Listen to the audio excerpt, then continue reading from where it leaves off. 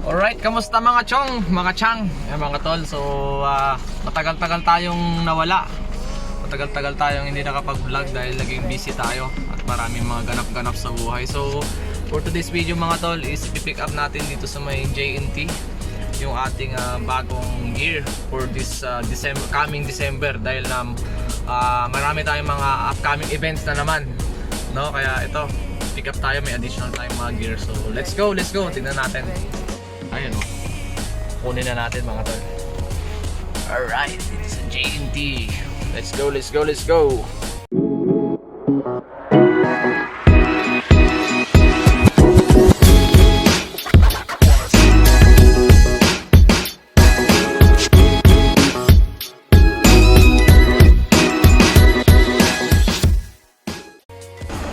Presyo niya mga tol, 12,000. More moments later. Alright mga tol, yan, naiuwi na namin dito sa bahay ng ating parcel. So buksan na namin ni DJ Anjo para matesting din natin ngayong gabing ito. So let's go. Alright, ayan na, unboxing time. So maganda yung pagkakabalot. At hopefully walang masyadong damage or walang damage dahil nga syempre malayo-layo yung pinanggalingan. So bali, yung shop na pinagkuhanan ko nito mga tol is DG Starlight lang din, doon lang din tayo kumuha kaya nung sa beam 230 natin, pero hindi siya beam mga tol isa siyang machine. Yan, haze machine.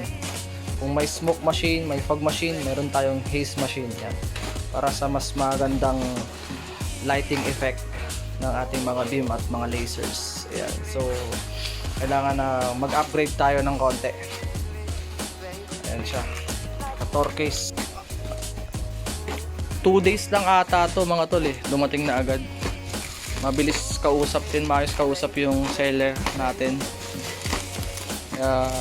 Kasi syempre dati naman tayong bumibili sa kanya ng mga product natin, mga lightings natin, so madali lang silang kausap. So hopefully, dahil sabi naman niya is tested naman bago ilabas, so titestingin ulit natin. Hopefully walang problema. Alright.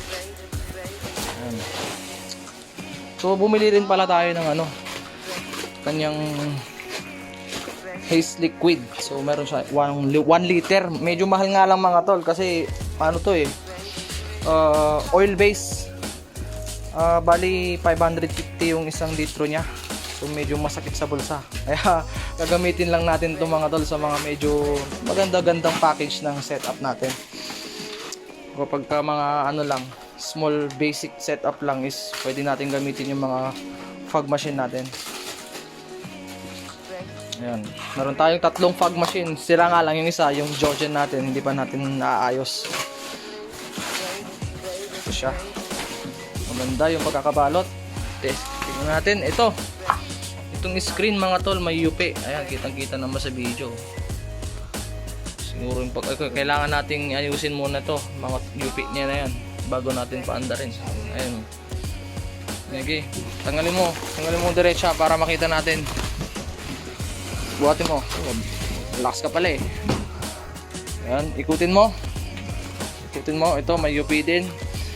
Hindi maiiwasan tong mga gantong klase ng problema mga tol lalo na kapag sa mga carrier talaga, dahil nga syempre basta na lang siguro binabagsak yung mga yung mga parcel natin. Ayan. Ito, may sarili siyang, naka-torquis talaga siya mga tol, no? Ayan siya. Ito, meron siyang takip. Ito yung kanyang lagayan ng pausok pa. Yung dito lumalabas mga tol. Ayan, no? So, tignan muna natin. Parang muna. Meron siyang remote, power cord nandito, manual nandito. Babasahin muna natin. Ito, dito siya. Bubuksan mo lang yan. May lock din siya. Tapos ito yung kanyang blower. Nakita mo lang siya. Okay. Ilak mo dyan sa gilid. Ayusin mo. Yan. So ayusin muna natin to, mga UP. Kung maayos natin ilak mo yan. Tabingi. Pati ito, damage tabingi yung latch. Sige, i-repair natin itong mga gantong issues. Di bale, Madali lang naman to. Kunin mo yung plies, no? Oh, may mga damage. Siyempre, binabagsak-bagsak lang to eh. Alam mo naman. Parang hindi naman tayo sanay sa mga courier talagang ano. Babaktasin siguro natin to para matulak natin yung... Eh, siyempre, bago nating baklasin, ano muna natin. Total, kahit hindi muna natin paganahin yung blower. Saksak mo muna para ma-check natin kung gumagana. Kunin mo yung ano, power cable niya. Bilis-bilisan mo lang kasi 5 minutes na tayo. Yan.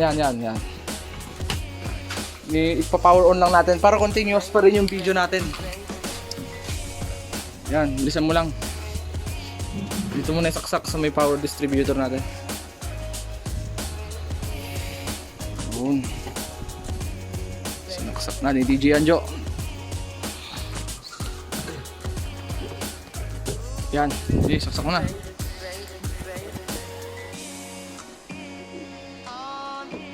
Okay, switch mo.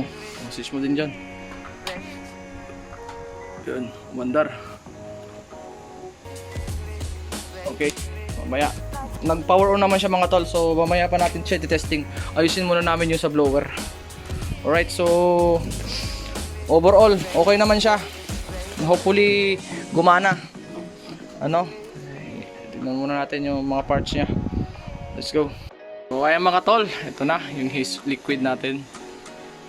Yan. Alright. So, subukan namin ni DJ Anjo. Bubuksan natin dito. Dito natin ipapatak. Yan. Subukan nga natin. Ako na. Oo mo. Videohin mo. Ito na yan? Uy, parang konti yung laman ha.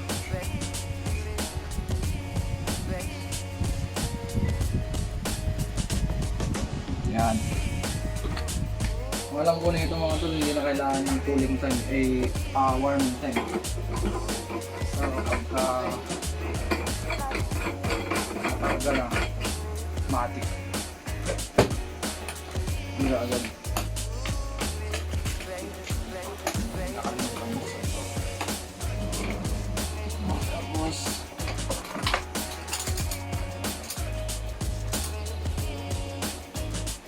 record. Subukan na natin.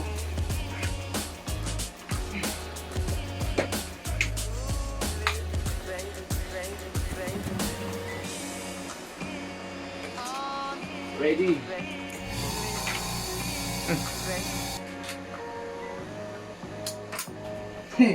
Bakit wala? Nangyari. Anong lumalabas na usok? Dagdagan natin.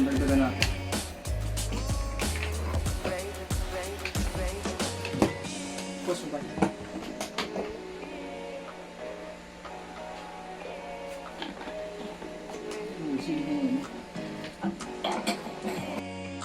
Naka-play ka na?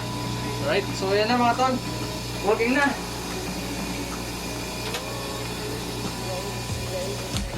Hazer.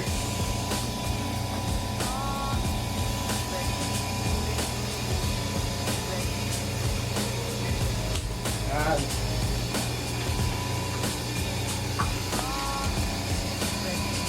Tapos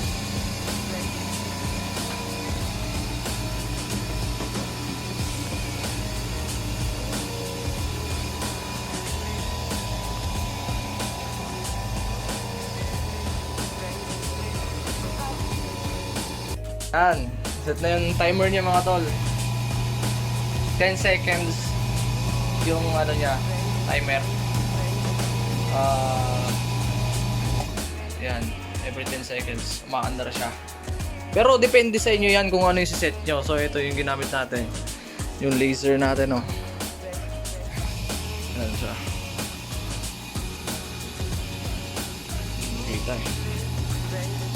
30 seconds siyang umaandar. Yan, so after 10 seconds din, aandar lang din ulit siya. Depende yan so kung paano nyo siya i-timer. So yan, pang testingan lang din naman natin yan. Alright. Goods ang items mga tol. Effect ng laser natin pag may hamog. Ayun o.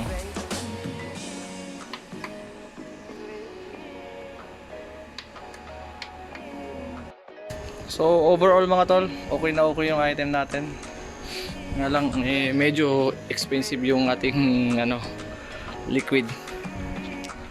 So ayun siya. Ayan na. Very nice, very good, very good.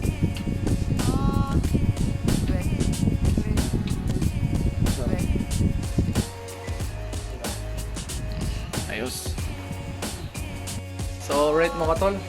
Testing na, okay siya. So, from DG Starlight is machine DJS 600 watts mga tol. Ayan, so ito yung liquid. At, okay naman siya mga tol, sobrang tipid niya talaga sa liquid. Kasi yung ilang dalawang ganto lang yung kinarga ko kanina, pero ang tagal na ng ng usok niya. Ayan, so meron na tayong panghamog mga tol. So kita-kits to our next vlog. Let's go mga tol! Thank you so much for watching.